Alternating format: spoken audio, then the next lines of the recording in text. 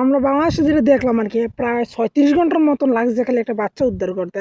মানে বাচ্চাটা একটা কুয়া ফিরে গেছে, 37 ঘন্টা পরে উদ্ধার করছে, কিন্তু মৃত। বাচ্চাটা জীবিত না, মৃত। 37 ঘন্টা লাগছে, সে উদ্ধার হয়েছে, মৃত উদ্ধার হয়েছে। তাহলে আমরা কি এতটুকু পিছিয়ে গেছে? পৃথিবী কত দ্রুত আগাই গেছে না? আর আমরা আমরা এই আদিকালে রয়েছি। একটা একটা গাতার থেকে বাচ্চা তো 36 ঘন্টা, তো আবার মৃত। পৃথিবী কোথায় চলে গেছে আর আমরা কোথায় পড়ে রয়েছি? আমি এইটাই বুঝলাম না। আমাদের কাছে এমন কি টেকনোলজি নাই, থাকবো কেমনে? হাতে খাইবো ঘুষ, হ্যাঁ খাইবো ঘুষ, হ্যাঁ খাইবো ঘুষ। যদি টেকনোলজি থাকতো তাহলে অবশ্যই বাচ্চাটা জীবিত তোলা যেত, তারপরে একদিনের বিদ্রোহ হয়। টেকনোলজি নাই, তাই 37 ঘন্টা লাগছে, এমনকি মৃত উদ্ধার হয়েছে। আফসোস।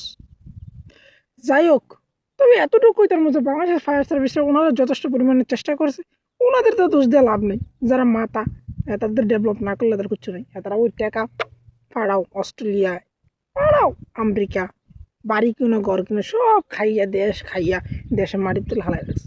কি আর আমাদের দেশটা ততক্ষণ পর্যন্ত ঠিক হইতো না যতক্ষণ পর্যন্ত নেতারা ভালো না হইব।